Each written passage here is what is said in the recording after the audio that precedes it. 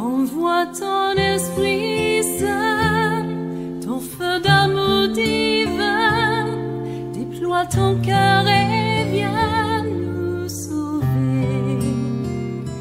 Délivre-nous délivre-nous de tout ce qui refuse en nous de t'aimer. Du sang de ton agneau, déversons-nous le flot des abondantes eaux de ton pardon.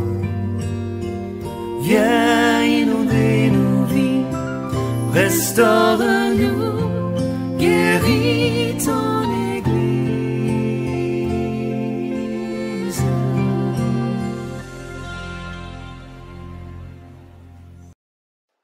Joseph a reçu, n'est-ce pas, une révélation de Dieu par rapport à un problème, par rapport à une problématique, par rapport à un défi, n'est-ce pas, de là où il était, il est d'ailleurs en prison, et il y a eu un problème. Dieu a parlé au roi Pharaon. Dieu lui a donné, n'est-ce pas, des songes, lui disant que les 7 années, il y a des années qui vont venir qui seront très difficiles. Il n'avait pas la révélation, mais il savait, et étant donné que c'était un homme spirituel, il savait que le songe qu'il a reçu portait un message. Le songe qu'il a reçu révélait un message important pour lui. Il n'y avait personne d'autre pour interpréter, n'est-ce pas, ce songe qu'il a reçu. Alors, un prisonnier, un ex-prisonnier qui était dans la maison de Pharaon, a rencontré en prison. Je suis en train de paraphraser pour que vous compreniez, vous connaissez toute cette histoire. Il a vu en prison Joseph qui lui a interprété son songe à lui, que lui il a fait, afin de se retrouver plus tard dans la maison de Pharaon. Donc, lorsque Pharaon a eu ce songe-là, il n'y avait donc personne pour lui interpréter ce songe et lui donner des explications. Ce monsieur donc qui a, donc le songe a été interprété par Joseph en prison, s'est souvenu de Joseph. Et il a dit, n'est-ce pas, à Pharaon, qui est jeune hébreu, qui s'appelle Joseph, qui est en prison, qui a cette faculté, a cette capacité, n'est-ce pas, d'interpréter le songe, car le Dieu qu'il adore lui donne à savoir, à connaître les choses cachées des cœurs. Ils sont donc allés appeler Joseph. C'est comme ça que Joseph deviendra premier ministre en Égypte. Joseph vient donc et il interprète le songe du roi et il lui donne l'explication qu'il s'agissait d'une conjoncture, il s'agissait de la vie chère, au-delà de la vie chère, il s'agissait, n'est-ce pas, d'une sécheresse qui viendrait. Il y aurait d'abord des années où il va pleuvoir, et donc on pourra planter pour récolter. Et à la suite de ces années-là, il y aura des années difficiles qui vont venir. Alors pour sortir de cette situation-là, Dieu donne une méthode, une stratégie économique afin, n'est-ce pas, de sortir de cette crise économique qui s'annonce. Alors donc, il donne la solution au roi en lui disant de choisir quelqu'un qui a son PhD en économie, qui est dans les grandes écoles Harvard, etc., en économie, pour venir travailler, qu'il puisse, selon la méthode, selon, n'est-ce pas, la stratégie que Joseph lui a révélée, que donc il puisse mettre en pratique ces méthodes-là et l'Égypte, le pays va sortir de la crise. Alors le roi a dit, qui je connais pour mettre en pratique ce que toi tu as dit. Si donc ton Dieu t'a révélé cela, alors je crois que ton Dieu également te donne les moyens afin de pouvoir appliquer ce que lui. C'est ainsi donc que le roi va faire de Joseph le premier ministre en Égypte. Alléluia. Et donc, c'est vrai que les années de sécheresse vont venir. Son père qui était dans notre territoire va subir également cette sécheresse, cette crise économique qui va frapper, n'est-ce pas, le monde dans ce temps-là. Et donc, le père de Joseph, Jacob, donc, va dire à ses enfants de venir en Égypte parce que selon les informations, en Égypte, il y a pas de famille. C'est ainsi que les frères de Joseph viennent en Égypte, Joseph les reconnaît et ensuite toute la famille rejoint le premier ministre Joseph en Égypte et il les établit dans un territoire avec donc tous les rois. Ce pharaon de Joseph va mourir plusieurs années après, près de 300 années après. Un pharaon monte au pouvoir qui ne connaîtra pas physiquement Joseph, mais il saura, comme je l'ai dit, que le peuple d'Israël n'est pas le peuple d'Égypte, n'a pas le sang égyptien. Et il va réduire donc ce peuple-là en esclavage. Et un autre jour, il va constater que ce peuple-là se multiplie trop. Et c'est un danger pour le pays lorsque les étrangers se multiplient. C'est un danger pour le pays, selon, n'est-ce pas, Pharaon. Il faut donc leur donner, multiplier leurs tâches, afin qu'ils n'aient plus la force d'aller vers les femmes pour faire beaucoup d'enfants, comme on le voit. Allez. Et donc, le peuple d'Israël, je reviens mon sujet, le peuple d'Israël deviendra esclave lorsque Pharaon, ce nouveau Pharaon, qui ne connaîtra pas Joseph, va enlever les droits au peuple.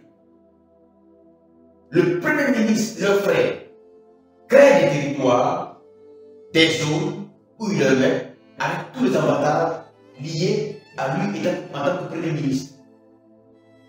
Plus tard, il va mourir. Un autre président de la République viendra. Un autre pharaon viendra qui ne connaîtra pas Joseph. Alléluia. Et il saura que ce peuple-là n'est pas des nôtres. Ce sont des étrangers qui ont des privilèges. Alors, il va commencer à réduire les droits de ce peuple-là. Et le Seigneur nous dit, voici comment vous êtes en train de devenir esclave. Pourquoi? Il y a quelqu'un qui est assis au sommet là-bas. Et il veut vous rendre esclave. Et la stratégie du tout, c'est de réduire vos droits. Alléluia. Et aujourd'hui, nous sommes chrétiens. Dieu nous a parlé de ça dans la Bible. Dieu nous parle de ça dans la Bible. Mais nous, ça nous dit rien. Alléluia. Nous parlerons des 7 niveaux d'esclavage. On peut être délivré de l'esclavage au plan spirituel.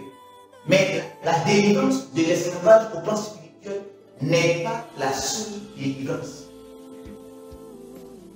Ça fait près de plus de 25 ans que je suis chrétien. Alléluia. Mais ce que j'ai entendu, l'évangile que j'entends dans l'église depuis plus de 25 ans, on nous dit que nous sommes esclaves, certes. On nous dit que nous sommes esclaves, c'est vrai. Mais en réalité, lorsque Dieu m'a parlé de ces choses-là, j'ai compris que nous ne sommes pas esclaves seulement au plan spirituel. Car lorsque dans l'église, on parle d'esclavage, nous parlons de l'esclavage spirituel. C'est faux. L'être humain est esclave dans tout son être. Au plan spirituel, il est esclavage. Mais il n'est pas, il est esclave. Mais il n'est pas esclave seulement au plan spirituel. L'esclavage du plan spirituel est une partie de l'esclavage. Lorsque Jésus-Christ meurt à la croix, Jésus-Christ ne vient pas seulement pour nous délivrer de l'esclavage spirituel. C'est faux. Aujourd'hui, il y a, depuis la guerre froide, il y a, n'est-ce pas, ces deux blocs qui se font la guerre. Pourquoi? Il y a un autre puissant qui veut réduire l'autre en esclavage. Et l'esclavage auquel il veut réduire l'autre n'est pas au plan spirituel. C'est à plusieurs niveaux. Écoutez bien Vladimir Poutine, le président de la Russie. Lui, Vladimir Poutine, a discerné les niveaux d'esclavage. La Bible parle de ça. C'est nous les enfants éclairés, qui devons aller voir Vladimir Poutine pour lui parler des niveaux d'esclavage. Mais le monsieur là, il connaît plus le niveau d'esclavage que nous. Il y a beaucoup de païens qui connaissent les niveaux d'esclavage que nous. Il y a beaucoup d'Européens qui connaissent les niveaux d'esclavage que nous, les chrétiens. Et Dieu délivre son peuple d'Égypte. Dieu le délivre de tout l'esclavage. Et les chrétiens ne savent pas ça.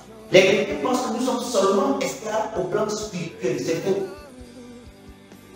Le peuple de Dieu en Égypte est esclave au plan économique. Mais également le peuple de Dieu en Égypte est esclave également au plan culturel. Ils ont perdu leur langue. Pendant 400 ans, ils ne parlaient pas hébreu là-bas, ils parlaient la langue, n'est-ce pas, des Égyptiens. Il y a des peuples en Côte d'Ivoire qui sont des voisins, qui sont dans nos pays, ça ne fait pas un siècle. Mais ils sont nés ici. Si vous les voyez parler, ils parlent comme des Ivoiriens. Ils sont des Ivoiriens. Ils se réclament Ivoiriens. Ils n'ont pas encore fait un siècle ici en Côte d'Ivoire. Mais le peuple de Dieu a fait 400 ans, 4 siècles en Égypte.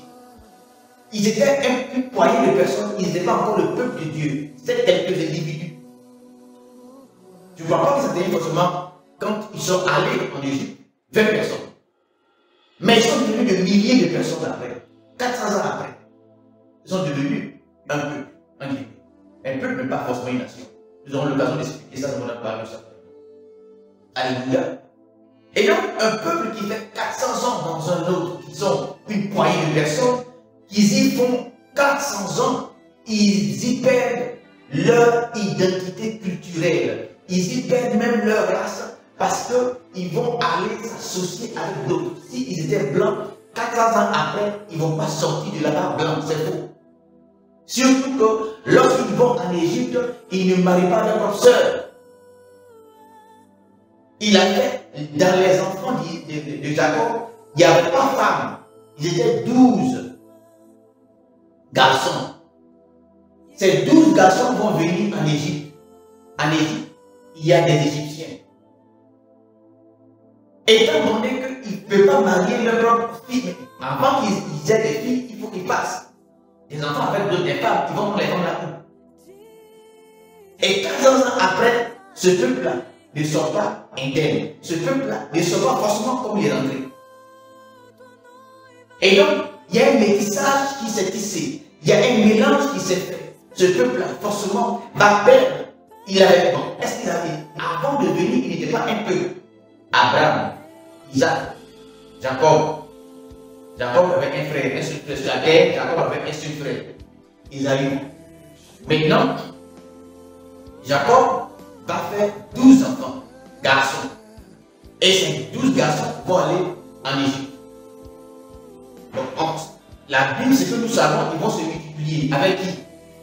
Bon, à nous de voir, d'interpréter. Est-ce que c'est avec des esclaves qui vont faire des enfants, qui vont s'établir en Égypte? Est-ce qu'ils avaient une culture d'Abraham? Est-ce qu'Abraham leur donnait une culture? Non. Pourquoi? Parce qu'on comprendra que plus tard, c'est dans le désert que Dieu leur donnera une culture à travers la loi qu'il leur donnera. Parce que lorsqu'ils étaient en Égypte, ils n'avaient pas encore de loi. Et donc, un peuple assujetti à un autre peuple puissant, pour qu'il puisse bien être assujetti, il faut que d'abord on s'attaque à sa culture, à son identité culturelle, à ce qu'il est dans sa tête, afin qu'il puisse fonctionner comme les Égyptiens. Aujourd'hui, nous sommes dans le monde. C'est pourquoi l'apôtre Paul dit, ne vous conformez pas au siècle présent. Le siècle présent, là, c'est le siècle qui était en Égypte. Ces gars, ils n'avaient pas Dieu. Donc, n'ayant pas Dieu, ils sont conformés à l'Égypte. Ils étaient des Égyptiens. Dans le sang, ils sont avant d'Abraham, mais ces gars étaient des Égyptiens. Je suis en train de dire, parlons d'abord de la nature de l'esclavage. On ne les a pas poursuivis dans les forêts comme ça, que nous attraper. Du sang de ton agneau, déverse